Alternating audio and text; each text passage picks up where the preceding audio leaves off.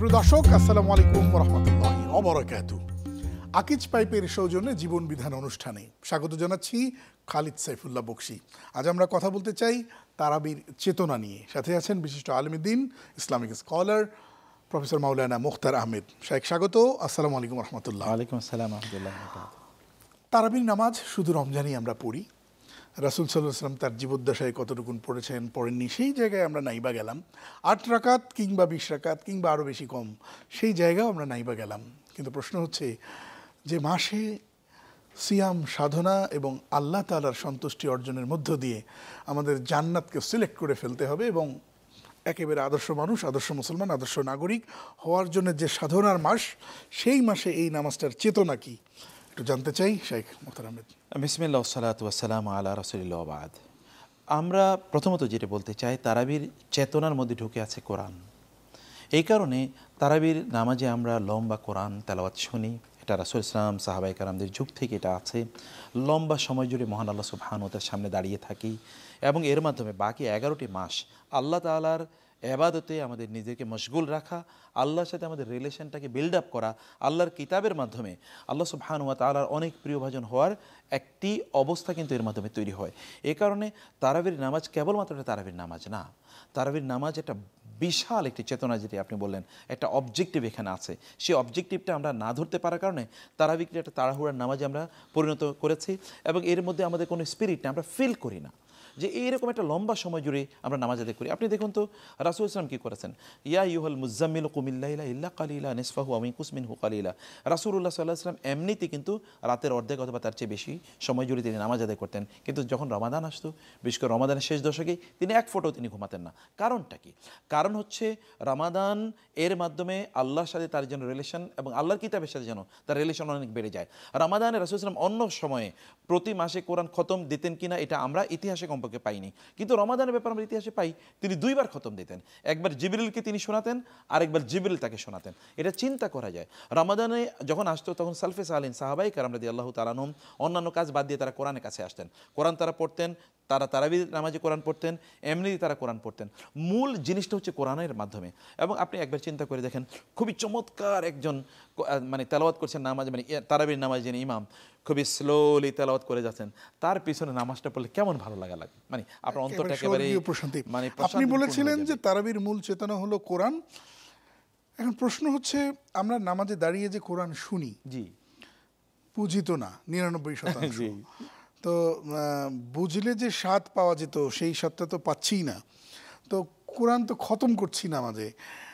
এমন আয়োজনের প্রয়োজন মনে করেন কিনা যে রমজানে অন্তত যা আজকে পড়া হলো তা একটু বুঝিয়ে দিত যদি আলেম। এক্স্যাক্টলি এই জায়গাটা আমরা তাহলে কোরআন মানে কি? কোরআন মানে কি কেবলমাত্র এটাকে পাঠ করে যাওয়া, আমরা যেটা এখন কেবলমাত্র দেখছি তা তো না। হ্যাঁ, কোরআনের পাঠের মধ্যে কি আছে, একটা মোজেজা আছে। পৃথিবীতে এমন কোনো গ্রন্থ নাই যে গ্রন্থকে এত সুন্দর করে পাঠ করা যায়, পৃথিবীতে কোনো গ্রন্থ নাই এবং এত সুরে পাঠ করা যায়, প্রত্যেকটা সুরে আপনার কাছে ভালো লাগে। আপনার ধরেন আফাসির সুরও আপনার কাছে ভালো লাগে, খলিল হোসারির সুরও আপনার ভালো লাগে। আপনি যদি ধরেন আবদুল্লাহ জোহানির সুর শোনেন, মাহের মোয়াইকেলের সুর, আপনি কেঁদে দেন। এই সুরটা সাধারণ মানুষও তো কাঁদে। অতএব এই সুরের একটা কি আছে, একটা প্রভাব আছে। আর রাসূল সাল্লাল্লাহু আলাইহি ওয়াসাল্লাম বলেছেন তোমরা সুর দিয়ে কোরআন পড়ো, এটা কোরআন একটা মোজেজা। ওই তেলাওয়াত ওনারা বুঝে বুঝে পড়েন, ফিল করে করে পড়েন, তো যার কারণে অত মজা লাগে। বাঙালিদের বেশিরভাগ হাফেজদের অবস্থা তো এক্স্যাক্টলি। তারপর আমি সেটা বলছি, কিন্তু তেলাওয়াতের একটা কি আছে, একটা তেলাওয়াতের সাধারণ মানুষের তেলাওয়াত শোনার পরে তারপরে তার অন্তরে গিয়ে কি হয়, ধাক্কা হয়। আমি বলছি এটা একটা পার্ট, হ্যাঁ ভালো করে শুনবেন বটে, কিন্তু এটা কি বুঝতে হবে না যেটা শুনতে এত ভালো লাগে সেটা বুঝলে কত ভালো লাগতো। কোরআনের তেলাওয়াত শুনে কি তারা, মানে কাফের এবং মুশরিকরা, তারা যে অভিভূত হয়েছিল, তারা কি তেলাওয়াত শুনে অভিভূত হয়েছিল শুধু? না, মেসেজ শুনে অভিভূত হয়েছে। এত চমৎকার মেসেজ তো মানুষের পক্ষে দেওয়া সম্ভব না, মানুষ এত চমৎকার করে মেসেজ দিতে পারে না। তাহলে এই মেসেজ কে দিল? এই যে শব্দ চয়ন, এটা তো মানুষের পক্ষে সম্ভব না, কে করলো এটা? তারাবি তো একটা হচ্ছে বিরতি দিয়ে ধীরে ধীরে আস্তে আস্তে তারাবি মানে হচ্ছে আসলে তাই যদি হয় তাহলে 2 রাকাত 4 রাকাত পরপর যদি পঠিত অংশ নিয়ে একটু যদি বোঝানো হতো। আমি সে কথা বলছি, রাসূল সাল্লাল্লাহু আলাইহি ওয়াসাল্লাম কি করতেন, তিনি তো তারাবির নামাজ ধরুন 8 রাকাত অথবা যদি 20 রাকাতের কথা আমরা বলি, তিনি প্রত্যেক 4 রাকাত পর তিনি বসতেন, লম্বা সময় জুড়ে চিন্তা করতেন, তাসবিহ তাহলিল করতেন বা জিকির আজকার করতেন।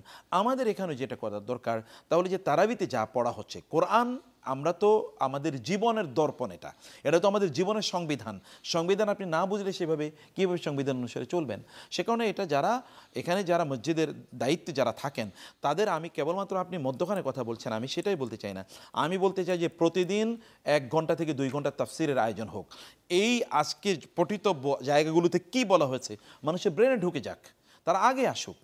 মাগরিব থেকে একটা বিরতি নিয়ে আসি। দর্শক দেখছেন জীবন বিধান আকিজ পাইপের সৌজন্যে। ছোট্ট একটা বিরতির পর আবারও আসছি।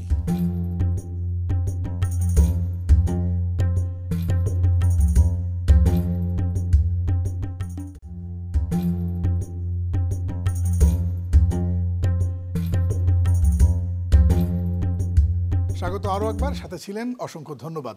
দর্শক দেখছেন আকিজ পাইপের সৌজন্যে জীবন বিধান। আজ আমরা কথা বলছি তারাবির চেতনা নিয়ে। প্রফেসর মোখতার আহমেদ চমৎকার করে বলছিলেন যে রমজান মাসে শুধু তাড়াতাড়ি 20 রাকাত পড়লাম আর বাড়ি গেলাম, টিভি রিমোট নিলাম, মোবাইল ফোন নিলাম, স্ক্রলিং করলাম, তারপরে ঘুমিয়ে গেলাম। এটা না হয়ে আপনি বলছিলেন যে তাফসিরের আয়োজন থাকতে হবে। এটা এই জন্য বলছি যে কোরআনের মেসেজ যদি মানুষের কাছে পৌঁছে তাইলে কেবলমাত্র মানুষের সমাজ পরিবর্তন হবে। আচ্ছা, রাসূল ইসলামের সমাজে আসলে উপাদান কী ছিল? সেখানে কোনো ইউনিভার্সিটি ছিল? সেখানে কোনো টেক্সট বুক, অন্য কোনো টেক্সট বুক ছিল? সেখানে আপনি যদি বলেন ফিজিক্সের বই ছিল না, কেমিস্ট্রির বই ছিল না, সেখানে ইকোনমিক্সের বই ছিল না, সেখানে পলিটিক্যাল সায়েন্সের বই ছিল না, সেখানে সোশিওলজির বই ছিল না, সাইকোলজির বই ছিল না, মেডিকেল সায়েন্সের কোনো বই ছিল না। কী ছিল? ছিলই তো একটা জিনিস, তা কোরআন। এই কোরআনের মাধ্যমে তিনি এমন একটা সমাজকে 23 বছরের মাথায় এমন একটা সমাজ তৈরি করেন, মানব ইতিহাসে এরকম কোনো সমাজ কখনো তৈরি হয়েছে? কখনো হয় নাই। কি এমন জিনিস তার কাছে, কি এমন ম্যাজিক তার কাছে ছিল? একটাই তো, তা হলো কোরআন, একমাত্র টেক্সট বুক। এই টেক্সট বুকটা আমাদের কাছে তো আমরা সবচেয়ে বড়, মানব জাতির জন্য সবচেয়ে বড় লস, এবং মুসলমানদের জন্য সবচেয়ে বড় লস হচ্ছে মুসলমানরা কোরআন থেকে দূরে সরে গিয়েছে। সামটাইমস আমার পার্সোনাল অনুভূতির কথা বলি, আমি যখন কোরআনের কাছে আসি তখন আমার মনে হয় সব ছেড়ে দিয়ে কোরআন পড়ি। মানে এর মধ্যে সব কিছু, এভরিথিং ইজ দেয়ার। আমরা এই জায়গায় কোরআনটাকে এভাবে মানুষের কাছে ইন্টারেস্টিং করে উপস্থাপন করতে পারি না। এই কারণে কোরআন আমাদের সিলেবাসে নাই। কোরআন আপনি মাদ্রাসায় সিলেবাসে আছে নাকি? নাই তো। মাদ্রাসায় পুরো কোরআন সিলেবাসে নাই। মাদ্রাসায় কতজন পুরো কোরআন অর্থ বুঝে বা কোরআনের গভীরে তারা ঢুকতে পেরেছে? তারা কোরআন গভীরে ঢুকতে পারে নাই, ওই গভীরে তাকে নিয়ে যাওয়া হয় নাই। আপনি একটা আয়াতের উপর ঘন্টার পর ফলে আপনি দেখবেন যে কোরআনের ইসলাম নাই, আছে ফিকহি ইসলাম। একেবারে আপনি মূল জায়গায় চলে এসেছেন। আমরা এই কথা বলছি, ফিক আমাদের একটা সেকেন্ডারি সোর্স ছিল, কিন্তু ইহুদির অবস্থা এরকম হয়েছে। ইহুদিরা তাওরাত বাদ দিয়ে ওরা ফিক নিয়ে মারামারি করেছে, এবং ওই ফিকের মধ্যে ওরা এখনও ঢুকে আছে, এবং এই কারণে তাদের দিনের এই অবস্থা। আর আমরাও মুসলিমরা দেখেন, কোরআন বাদ দিয়ে আমরা ফিকের মধ্যে, কোরআন তো প্রাইমারি সোর্স নাকি, এমন কোনো সন্দেহ আছে? তো টেক্সট বুক, কিন্তু আমরা গিয়েছি কোথায়? আমরা গিয়েছি হলো ফিকের মধ্যে। ফিক আমাদের জন্য নেসেসারি বটে, মাসালের ইস্যু, কিন্তু তার 99% নামাজি নামাজে যা পড়ছে তা বুঝে না, জানে না, সে বুঝে না। এবং এটাও তো এক ধরনের মাতালের মতো অবস্থা। আল্লাহ তাআলা বলেছেন, তোমরা যদি নামাজে দাঁড়িয়ে যদি না বুঝো, কারণ এর আগে মাতাল মানে মদ খেয়েছে, এই কারণে না বুঝে, তাহলে তুমি নামাজে দাঁড়াইও না। কারণ আমরা তো এই একই রকম, ওরা মদ খাওয়ার কারণে তারা বুঝে না, আর আমরা না জানার কারণে আমরা কোরআন বুঝিনি। সেই কারণে দায় হলো এটি। বরং আমরা বলবো যারা মসজিদ পরিচালনা করছেন, ইমাম সাহেব, খতিব সাহেব, এবং এখানকার তারাবির মানে যারা হাফিজ সাহেব, তাদের প্রত্যেকের দায় হচ্ছে মানুষকে কোরআনের এই মেসেজটা দেয়া। আম্মা ইয়াতাসাআলুনা আনিন নাবাইল আযীম, এই সূরা যখন নাজিল হয়েছে, প্রেক্ষাপট কি? আল্লাহ তাআলা বলেছেন যে মানুষকে মৃত্যুর পরে তাদেরকে পুনর্জীবিত হবে। গোটা আরবের সমাজ এটা নিয়ে আলোচনা। কোরআনের একটা সূরা নাজিল হয়েছে, কাফেররা মুশরিকরা পর্যন্ত এই শোনো আজকে নাকি মুহাম্মদের উপরে এটা নাজিল হয়েছে, আচ্ছা কি নাজিল হয়েছে বলো তো, শোনো তো, এটা নিয়ে তারা গবেষণা করতো কাফেররা। আর আমরা মুসলমানরা একটা গবেষণাও নেই, একটা আলোচনাও নেই। না বুঝে পড়লেই যেহেতু ভীষণ রকম সওয়াব, তো বুঝে পড়ার দরকারটা কি? আচ্ছা, ভালো কথা, না বুঝে পড়লে তিনি সওয়াব পাবেন, আমরা ধরে এটা যেহেতু হাদিসে আসছে মেনে নিলাম, কিন্তু বুঝে পড়লে তো তার চেয়ে 1000 গুণ বেশি সওয়াব পাবে। সেটা কোথায়? এই আলোচনায় মূলত আমাদের এখানে মিসিং। আলোচনাটা রয়ে গেছে কেবলমাত্র আপনি তেলাওয়াত করলে আপনি মানে রাসূলুল্লাহ সাল্লাল্লাহু আলাইহি ওয়াসাল্লাম যেই সময় এই হাদিসটা বলেছিলেন যে একটি অক্ষর পড়লেও তুমি 10 নেকি পাবা, ওই জনগোষ্ঠী তো তখন সবাই শুনলে বুঝতেন, সবাই বুঝতেন। তো তাহলে এই একটার উদাহরণটা হচ্ছে তাকিদ। এখন সেটাকে আমরা ক্যাপিটালাইজড করলাম কিভাবে? এক্স্যাক্টলি, আমি সেই জায়গায় বলেছি, এখানকার মূল স্পিরিটটা এটা আমরা তুলে ধরি, এটা আমাদের ব্যর্থতা। মূল স্পিরিটটা আমরা তুলে ধরিনি, যে এটা মূলত কিতাবুন আনজালনাহু ইলাইকা মুবারাকুন লিয়াদাব্বারু আয়াতিহি, কোরআন যেন বুঝি, এই বুঝার জন্য আল্লাহ তাআলা নাজিল করেছেন। লিতুখরিজান নাসা মিনাজ জুলুমাতি ইলান নূর, মানুষ যেন অন্ধকার থেকে আলোর পথে আসে, এই কারণে আল্লাহ কিতাব নাজিল করেছেন। এবং আমরা কি সেই কিতাবকে সেভাবে গ্রহণ করেছি? বুঝিনি। যেই লোক কোরআন পড়ছে সে কোরআনের বিপরীত কাজ করছে। ইমাম এবং খতিবদের গায়ে একটা দায় চাপাবার দুঃসাহস দেখাতে চাই এভাবে যে আপনারা স্যালারি নিচ্ছেন, সম্মানী নিচ্ছেন, যাই নিচ্ছেন, আপনার মুসল্লি যদি সুবহান রব্বিল আযীমের অর্থ না জানে, আত্মাহিতু দুরূদ শরীফ, দোয়া মাসুরা 10টা সূরার অর্থ না জানে, তাহলে আপনার যে নামাজ পড়িয়ে যে বেতন নিচ্ছেন আর যুগের পর যুগ এভাবে রাখছেন, আল্লাহর সামনে আপনাকে দায়ী করা হতেও পারে। হ্যাঁ, আমি এগ্রি করি, এই দায় তাকে নিতেই হবে। কেন তিনি কথা বললেন না? কেন তিনি এই কথা বললেন না যে আপনারা এই নামাজিকেই রেখে আগালেন? এক্স্যাক্টলি, এই নামাজ এই কারণে তো নামাজে পরিবর্তন হয় না। একজন মানুষ যখন তিনি সেজদায় যখন লুটিয়ে পড়েন, তিনি যখন আল্লাহু আকবার বলেন, আল্লাহ সবচেয়ে মহান, আল্লাহ সবচেয়ে বড়, এই অনুভূতি যদি তার মধ্যে থাকতো, তাহলে তো তার নামাজে অন্যদিকে মনোযোগ যেত না। অথবা তিনি এটা বুঝার পরে, তিনি এরপরে আল্লাহু আকবার বলার পর তিনি অন্য কিছুকে বলে কোথায় না রাজনীতি ইজ আকবার, অথবা তিনি বলতেন না যে অর্থনীতি ইজ আকবার, তিনি মনে করতেন না যে আমার ব্যবসায়ী আকবার, অথবা আমার মানে পাওয়ার, অথবা আমার সোশ্যাল মিডিয়া প্রেজেন্স, আমার ফলোয়ারশিপ, আমি কত সেলিব্রিটি, এগুলো আকবার, এটা তো তিনি বলতেন না। তখন তিনি বলতেন আল্লাহু আকবার। এই আল্লাহু আকবরের চেতনাই তো আমরা তার মধ্যে ঢুকিয়ে দিতে পারিনি। এই চেতনা যদি আমরা তার মধ্যে ঢুকিয়ে দিতে পারি, এটা আমাদের ইমাম সাহেবদের বা আমাদের আলেমদের একটা দায় অবশ্যই রয়ে গেছে।